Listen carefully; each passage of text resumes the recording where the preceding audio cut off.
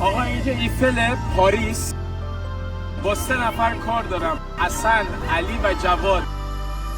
تقریبا 5 سال پیش بود توی شهرداری نشسته بودیم، گفتم مگه میشه یه روزی ما بریم پاریس؟ 3 تاتون گفتین که آقا بچه کارگر رو ما نمیتونیم بریم و خارج اصلا نمیتونیم بریم. امروز صبح رفتم پاریس، اگه نشون بدی رفتم تا طبقه آخرش، توی آسانسورش یه چیزی نوشته بود، خیلی واقعا جذاب بود. نوشته بود که از این اول تا اون آخر تو کون 3 تاتون مادر انتظار داشتم خیلی تاثیرگذار باشه. نمیدونم چرا اینجوری تمام شد. بریم ببینیم کامنت ها رو. میگه با رفیقایی که آرزوتون رو مسخره میکنم من همینجوری برخورد کرد و پس تموم کرد. میگه چه با دقتم گوش میکردم رکب خوردید و منی که با لذت گوش میدادم. میگه داداش من کم کم داشت اشکم در میومد، این چه کاری بود؟ بعدی میگه من خیلی با دقت داشتم گوش میدادم، نباید اینطوری میشد. خیلی قشنگ بود. میگه چی؟ میگه خدا برات نداره، منتظر جمله انگیزشی بود. رقم خوردید؟ نه اینجا همینجوریه دیگه. اینجا رو میگه منتظر بودم تو آسانسور نوشته باشه از رویاهاتون دست نکشید. اما منتظر بودی ولی نه اینجوری. آقا بریم سراغ داستان دوممون بچه‌ها. تربیت کردن حیوانات خیلی مهمه. اونایی که حیوان خونگی نگه می‌دارن معمولاً سگ حیوان خونگیه که اگه درست تربیت بشه رفتارش با آدمایی که میان مهمونتونن یا میان خونتون خیلی خیلی دوستانه است و من توصیه میکنم اینو روی این قضیه کار کنید. حیوانات خونگی تو مخصوصا سگا رو تربیت کنید. بریم یک مورد رفتار محترمانه یک سگ رو با مهمون یکی از خونه ها ببینیم. به نظرم دیگه میتونه یه الگویی باشه برای شمایی که حیوان خونگی نگه می‌دارید. میگه چی دکتر سگتون که گاز نمیگیره؟ پنبه رو میگی؟ نه بابا خیلی آرومه.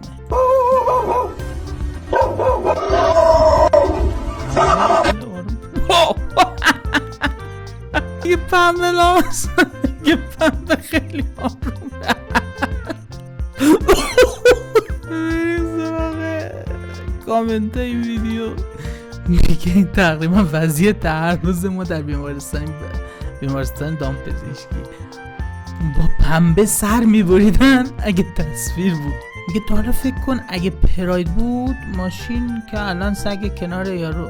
خب من بله کیفیت خود داخلی رو داره. میگه آفرین. اوه میگه ما هم یه همسایه داشتیم، یه سگ داشت کلاسیک ماشینا رو گاز میگرفت پاره میکرد بس که گنده و خر بود. اوه سگ خر بود احتمال. فکر میکنی چجوری یه بار اومد لاستیک کامیون رو گاز بگیره، کامیونه نیدش روش رد شد رفت.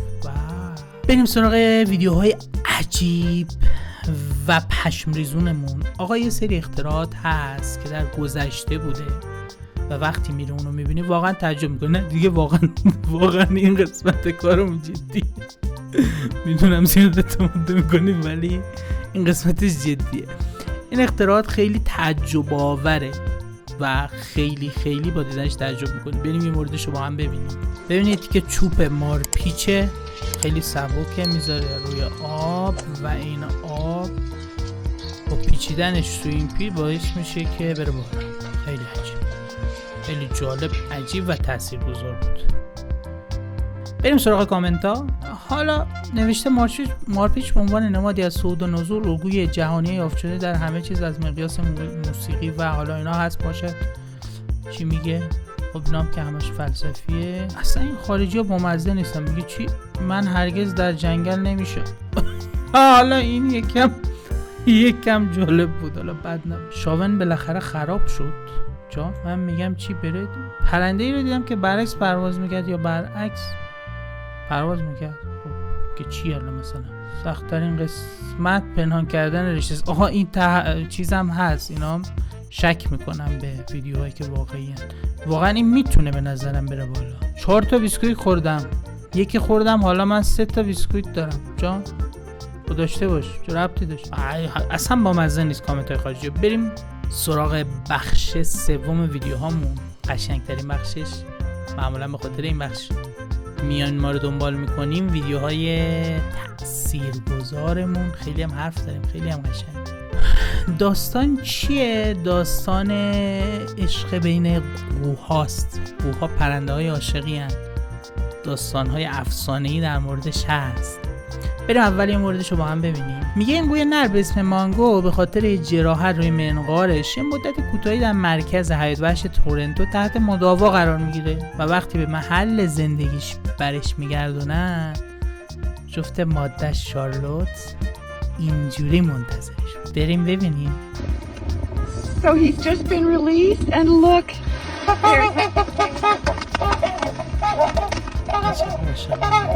من دور هم میگردم. چقدر از این آقا واقعا قشنگ بود، واقعا قشنگ بود. بریم اول داستان قوهای عاشق رو با هم ببینیم. آخه یه داستانی پشت این داستان، پشت این تصویره. بریم با هم ببینیم. میگه چی؟ در افسانه‌های قدیمی آمده که قوی گنگ در طول عمر خود هیچگاه صدای تولید نمی کند و تنها در نزدیکی لحظات مرگ به گوشه دنج پناه میبرد و آوازی زیبا به عنوان اختتامیه عمر عاشقانه خود میخواند که با اتمام آواز جانش از دست میدهد. در اسطوره‌های قدیمی ذکر شده که قو در لحظات مرگ به محل اولین عاشقی خود یا جفتگیری خود مراجعه کرده و آواز سر میدهد. اصطلاح آواز قو به معنی آخرین کار با شکوه یک فرد یا یک مجموعه برگرفته از همین افسانه است. بچه آوازشو داره میگه، نه سر صدایی که میده. یه آواز مخصوصی دارن که میگن فقط در طول عمرشون یک بار، اونم زمان مرگشون، اونو سر میدن. بریم یه شعرم در این مورد بخونیم. میگه شنیدم که چون قوی زیبا بمیرد، فریبنده زاد و فریبا بمیرد، شب مرگ تنها نشیند به موجی، رود گوشه‌ای دور و تنها بمیرد. در آن گوشه چندان غزل خواندان شب، که خود در میان غزلها بمیرد. گروهی برانند که این مرغ شیدا، کجا عاشقی کرد آنجا بمیرد. شب مرگ از بیم آنجا شتابد، که از مرگ غافل شود تا بمیرد. من این نکته گیرم که باور نکردم، ندیدم که قویی به صحرا بمیرد. چو روزی ز آغوش دریا برآمد، شبی هم در آغوش دریا بمیرد. تو دریای من بودی آغوش باز کن، که میخواهد این قوی زیبا بمیرد. دفتر شعر مهدی شیرازی. بریم کامنت های قشنگ شما رو ببینیم. چه تجدید دیدار قشنگی. میگه اون دویدن از ذوق نیست، اون همسرش داره میدوه میاد جرش بده که کجا بوده تا حالا. یا این صحنه عاشقانه تر از این دیده بودید؟ من که لذت. امیدوارم این ویدیو هم مورد پسندتون قرار گرفته باشه. تا ویدیو بعدی، خداحافظ.